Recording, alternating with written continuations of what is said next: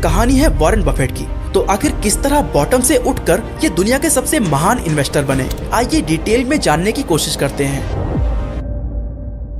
दोस्तों, Warren Buffett का जन्म अमेरिका के ओमाहा नेब्रास्का में 30 अगस्त 1930 को हुआ था। इसके जस्ट एक साल पहले ही ग्रेट डिप्रेशन ने कंट्री को हिट किया था, जो कि 1939 तक चलता रहा। उस समय सीवियर इकोनॉमिक क्राइसिस के चलते लोगों का लिविंग स्टैंडर्ड गिर चुका था और उन्हें बेसिक चीजों के लिए भी बहुत ज्यादा स्ट्रगल करना पड़ रहा था। उसी दौरान वॉरेन बफेट के फादर हॉवर्ड बफेट की जॉब चली गई, जो कि एक बैंक में काम किया करते थे। ऐसे में कुछ समय बाद उन्होंने अपनी सेविंग्स से खुद की एक कंपनी शुरू की, जिसमें वो स्टॉक्स और बॉन्ड्स बेचने का काम करने लगे। इकोनॉमिक क्राइसिस और पिता की जॉब जाने के बाद वॉरेन बफेट और उनके परिवार की जिंदगी इतनी तंगी में गुजरने लगी कि वो बचपन में ही समझ चुके थे कि पैसा कितना ज्यादा इम्पोर्टेंट होता है। इसलिए वो अपने पिता के काम में रुचि लेने लगे और समझने की कोशिश करने लगे कि आखिर ये स्टॉक्स, बॉन्ड्स या इन्वेस्टमेंट्स होते क्या हैं। वॉरेन बफेट बचपन में काफी इंट्रोवर्ट किस्म के थे, इसलिए घर से बाहर जाना या नए नए दोस्त बनाना इन्हें बिल्कुल भी पसंद नहीं था। और इसका सबसे बड़ा रीजन इनकी माँ लेइला बफेट से मिलने वाला मेंटल टॉर्चर था। ज्यादातर समय अपनी पिता की लाइब्रेरी में बिताते थे, जहाँ किताबों से इनकी अच्छी खासी दोस्ती हो चुकी थी। यहीं से इनके मन में इन्वेस्टिंग और बिजनेस को लेकर क्रेज डेवलप होने लगा था, जिस वजह से ये अपने ग्रैंड पेरेंट्स के पास जाते हैं, जो कि एक लोकल ग्रोसरी स्टोर रन किया करते थे। वहाँ जाकर वॉरेन ने कहा कि क्या आप मुझे कुछ कोका कोला के बॉटल्स दे सकते हो, ताकि मैं उन्हें अपने आसपास के घरों में बेच सकूं। अब उस समय वॉरेन बफेट की उम्र केवल 6 साल थी, इसलिए इनके ग्रैंड पेरेंट्स सोच में पड़ गए कि आखिर उन्हें करना क्या चाहिए। लेकिन वॉरेन बफेट के बहुत ज्यादा जिद करने पर आखिर उन्हें इनकी बात माननी पड़ी।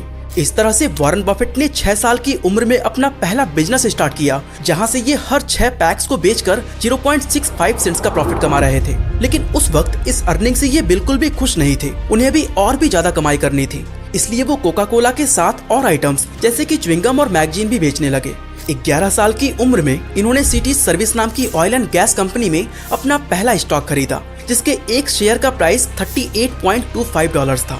लेकिन कुछ दिनों बाद ही उसका प्राइस ड्रॉप होकर $27 हो जाता है। ये देखकर वॉरेन बफेट थोड़े निराश जरूर होते हैं, मगर फिर भी इन्हें कहीं ना कहीं यकीन था कि लॉन्ग टर्म में ये प्रॉफिट देकर जाएगा। इसलिए इन्होंने डिसाइड किया कि जब तक इस शेयर का प्राइस $40 नहीं हो जाता है, तब तक ये इन्हें नहीं बेचेंगे। और कुछ समय बाद थोड़े से ही प्रॉफिट पर उन्होंने अपने उन शेयर्स को बेच डाला। लेकिन अभी इन्हें सेल किए कुछ ही समय बीता था कि उनके शेयर का प्राइस बढ़कर $200 तक पहुंच जाता है। इसको देखकर वॉरेन बफेट को खूब ज्यादा पछतावा हुआ, लेकिन उन्हें एक सबक भी मिला कि हमेशा लॉन्ग टर्म के लिए ही इन्वेस्ट करना चाहिए।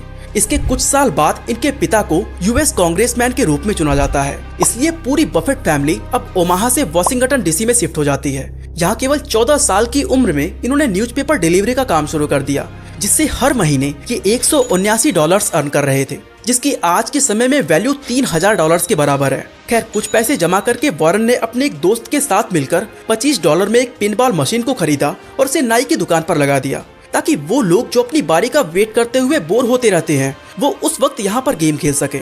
इससे वॉरेन बफेट की भी कमाई होती और दुकान के मालिक को भी कमीशन मिलता।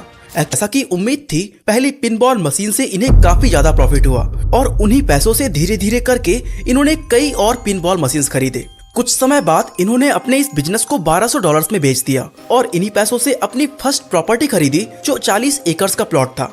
और कमाल की बात ये थी कि उस समय उनकी उम्र महज 15 साल थी। इनके इस अचीवमेंट से साफ हो गया था कि ओमाहा का ये लड़का फ्यूचर में कुछ बहुत ही बड़ा करने वाला है। 1947 में अपना ग्रेजुएशन कंप्लीट करने के बाद वॉरेन बफेट ने सोच लिया था कि वो अब फुल टाइम स्टॉक ब्रोकर के रूप में काम करेंगे। लेकिन इनके पिता को ये बिल्कुल भी पसंद नहीं था। वो चाहते थे कि इन्हें आगे की पढ़ाई कंटिन्यू करनी चाहिए। इसलिए वॉरेन बफेट ने यूनिवर्सिटी ऑफ पेंसिल्वेनिया में एडमिशन ले लिया और अपने लैंड से मिलने वाले रेंट के जरिए अपनी पढ़ाई का सारा खर्च उठाने लगे। यहाँ से बिजनेस एडमिनिस्ट्रेशन में बैचलर की डिग्री हासिल करने के बाद इन्होंने मास्टर्स के लिए हार्वर्ड यूनिवर्सिटी में अप्लाई किया। लेकिन अनफॉर्चुनेटली यहाँ उन्हें एडमिशन नहीं मिल सका और इनके लिए ये बहुत ही बड़ी ब्लेसिंग साबित हुई, क्योंकि हार्वर्ड यूनिवर्सिटी से रिजेक्ट होने के बाद इन्होंने कोलंबिया बिजनेस स्कूल में एडमिशन ले लिया था, जहां इनकी मुलाकात एक ऐसे शख्स से हुई जिनकी वजह से आज वॉरेन बफेट को पूरी दुनिया जानती है। जी हाँ, उस इंसान का नाम था बेंजामिन ग्राहम, जो कि उसी यूनिवर्सिटी में पढ़ाया करते थे। बेंजामिन ग्राहम एक बहुत ही अच्छे इकोनॉमिस्ट और इन्वेस्टर थे और इनकी लिखी हुई बुक द इंटेलिजेंट इन्वेस्टर, जो उसी साल पब्लिश हुई थी, वो वॉरेन बफेट को बहुत ही ज्यादा पसंद थी। ऐसे में उनकी बताई गई बातों को ये बहुत ही रुचि के साथ सुनते और उसे फॉलो करने की कोशिश करते थे। जिसके चलते ये जल्द ही बेंजामिन ग्राहम के पसंदीदा स्टूडेंट बन गए। साथ ही वॉरेन बफेट का भी कहना है कि बेंजामिन ग्राहम उनकी लाइफ में उनके पिता के बाद सबसे ज्यादा इन्फ्लुएंसिंग पर्सन रहे हैं।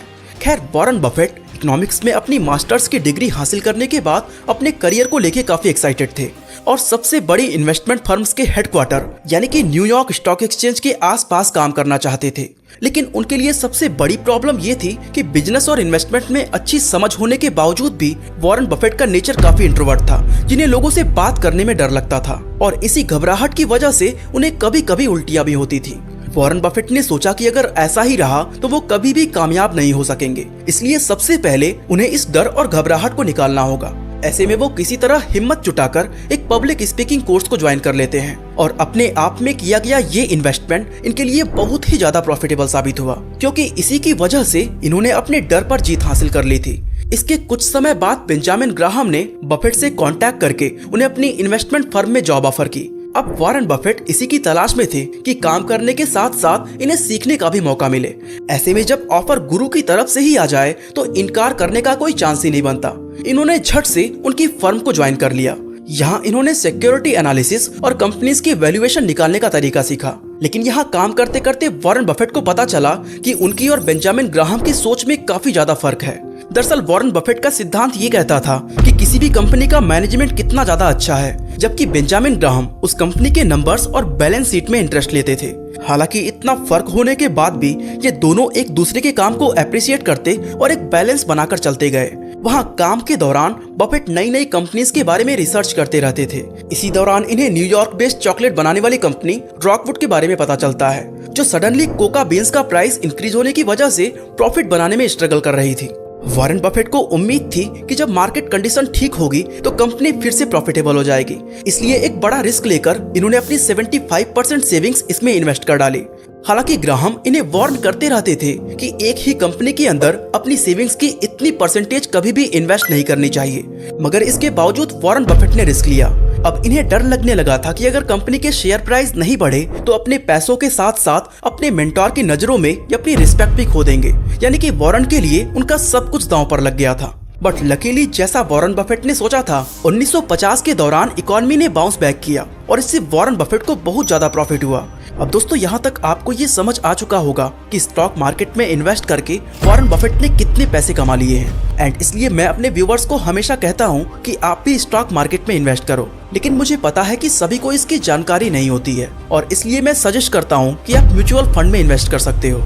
दोस्तों, वॉरेन बफेट ने हमेशा ही वैल्यू इन्वेस्टिंग पर फोकस किया है और 1950 में जब इकोनॉमी ने बाउंस बैक कर लिया था तो 1956 में इन्होंने सोचा कि क्यों ना ग्राहम की ही कंपनी ग्राहम न्यूमैन में पार्टनरशिप कर ली जाए। एंड ये इसकी प्लानिंग ही कर रहे थे, तभी इन्हें बहुत बड़ा झटका लगता है।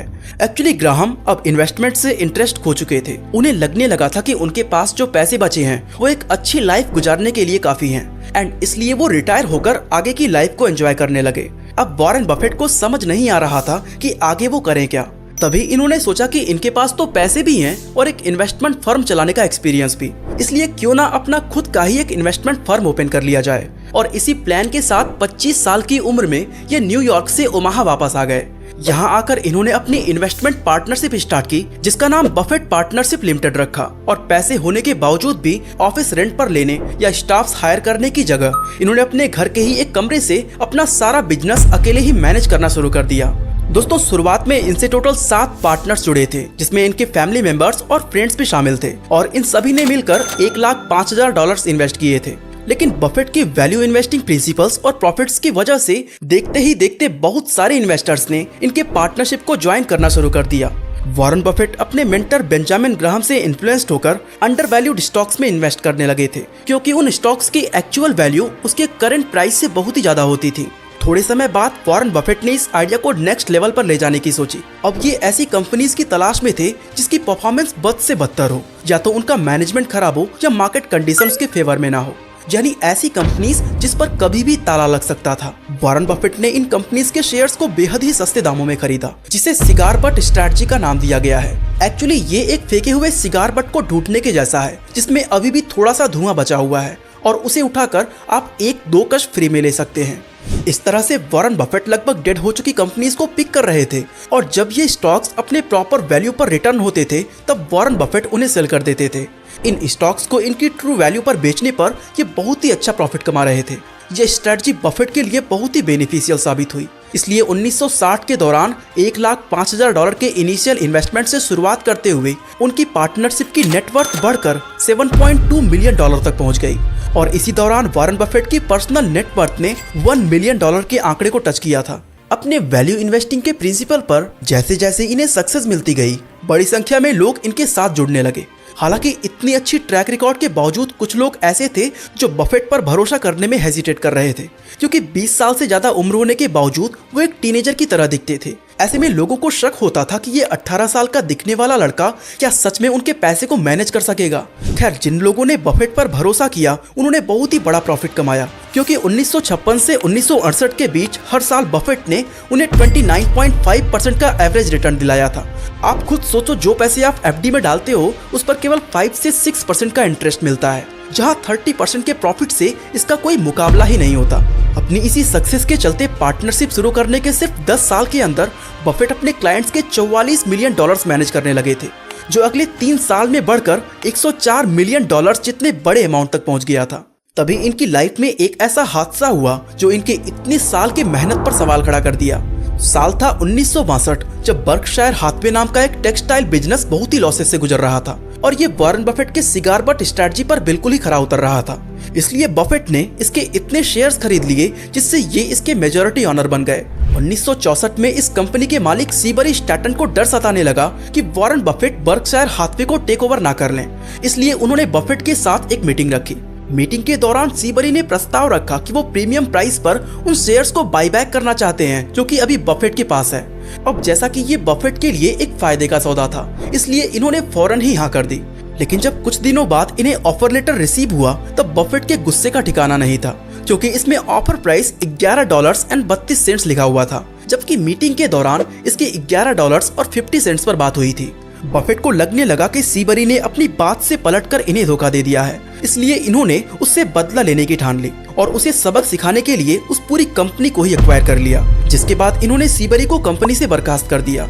कुछ समय बाद जब बफेट का गुस्सा शांत हुआ तब इन्हें एहसास हुआ कि इनसे कितनी बड़ी गलती हो चुकी है, क्योंकि इन्होंने एक ऐसी कंपनी को एक्वायर कर लिया था जिसके लॉसेस लगातार बढ़ते ही जा रहे थे।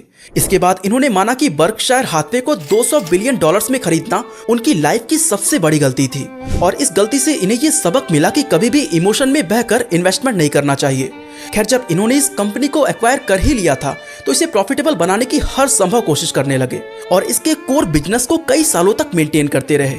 लेकिन जब इससे कोई खास फायदा होता नहीं दिखा तब इन्होंने अपनी मिस्टेक्स को सुधारने की सोची और एक ऐसा स्टेप लिया जैसा किसी ने इमेजिन भी नहीं किया था। दरअसल 1967 में इन्होंने बर्कशायर हाथवे को एक टेक्सटाइल कंपनी से होल्डिंग कंपनी में कन्वर्ट कर दिया था, जिसके जरिए ये अलग अलग कंपनीज में इन्वेस्टमेंट करने लगे और इस तरह से इन्होंने एक बहुत ही बड़े फेलियर को एक अपॉर्चुनिटी में कन्वर्ट कर दिया था। दोस्तों, यहाँ तक सब कुछ सही चल रहा था और बफेट के साथ साथ इनके पार्टनर्स भी खूब प्रॉफिट कमा रहे थे। लेकिन तभी बफेट ने नोटिस किया कि मार्केट का सेंटीमेंट बहुत ज्यादा पॉजिटिव है एंड इसे देखकर बफेट को अपना आइडियल सेंटेंस याद आता है कि जब दूसरे लोग लालची हो तो डरो और जब दूसरे डरे हुए हो तो लालची बन जाओ, क्योंकि उस समय स्टॉक्स के प्राइस लगातार बढ़ते जा रहे थे, जिसका मतलब था कि ये कभी भी गिर सकते थे और इस मार्केट कंडीशन में इन्वेस्ट करना बहुत ही ज्यादा रिस्की था। इन्होंने डिसाइड किया कि ये अब दूसरों के पैसे को रिस्क में नहीं डालेंगे, इसलिए 1969 में इन्होंने अपनी इन्वेस्टमेंट पार्टनरशिप बंद कर दी। उस समय वो 39 साल के थे और $25 मिलियन की नेटवर्थ के साथ ये बहुत ही अमीर पर्सनालिटी बन चुके थे। लेकिन बर्कशायर हाथवे को खरीदने के बाद उन्हें जितना स्ट्रगल करना पड़ा था वो अब तक उसे भुला नहीं सके थे। इसलिए इन्होंने अपनी स्ट्रेटजी को बदलने की सोची, जिसमें इनके एक बहुत ही अच्छे बिजनेस पार्टनर चार्ली मुंगर ने मदद की। उन्होंने बफेट को एडवाइस दिया कि फेयर कंपनीज को ग्रेट प्राइस पर खरीदने की जगह ग्रेट कंपनीज को फेयर प्राइस पर खरीदो, मतलब अच्छी कंपनीज को खरीदो जब वो लो प्राइस पर ट्रेड कर रही हो, इससे रिस्क काफी कम होगा। बफेट को ये आइडिया काफी अच्छा लगा और अब वो किसी ऐसी ही कंपनीज के खोज में लग जाते हैं और ये खोज जाकर रुकती है कोका कोला पर, क्योंकि ये एक ऐसा ब्रांड था जो एक सदी से मार्केट में छाया हुआ था और इसकी सबसे अच्छी बात ये थी कि अब तक कोई भी ब्रांड इससे कॉम्पीट नहीं कर सका था। इस चीज को आइडेंटिफाई करने के बाद इन्होंने 1988 से 1989 के दौरान $1 बिलियन में कोका कोला के 6.2% शेयर्स को खरीद लिया। इसके अलावा और भी कई बड़ी कंपनीज जैसे कि अमेरिकन एक्सप्रेस और वॉशिंगटन पोस्ट में बर्कशायर हाथवे के जरिए इन्वेस्टमेंट किए और ये नई स्ट्रेटजी इनके लिए गेम चेंजर साबित हुई। इस सफलता के बाद बर्कशायर हाथवे ने कई ए ग्रेड कंपनीज के शेयर्स को खरीदकर उन्हें होल्ड करना शुरू कर दिया था। बर्कशायर हाथवे ने 1990s के दौरान जिलेट में $600 मिलियन का इन्वेस्टमेंट किया था, जिसकी वैल्यू 24 महीने से भी कम समय में बढ़कर $850 मिलियन हो गई थी। इसके बाद इन्होंने मैकडॉनल्ड्स, जेनेट्स, पीएनसी बैंक और नेटजेट्स नाम की प्राइवेट एविएशन जैसी और भी कई बेहतरीन कंपनीज में भी अपना पैसा इन्वेस्ट किया, जिसके चलते 1990 में जहां इनकी नेटवर्थ $3.3 बिलियन थी, वो 1999 में बढ़कर $36 बिलियन पहुंच गई। इसके बाद भी वॉरेन बफेट ने बहुत सारे ए ग्रेड स्टॉक्स में इन्वेस्ट किया, जैसे कि 2005 में वॉलमार्ट, 2008 में गोल्डमैन सैक्स एंड बैंक ऑफ अमेरिका के 13% स्टेक्स को खरीदा। इन कंपनीज से इन्हें इतना प्रॉफिट हुआ कि 2008 में ही $62 बिलियन की टोटल नेटवर्थ के साथ वॉरेन बफेट दुनिया के सबसे अमीर इंसान बन चुके थे।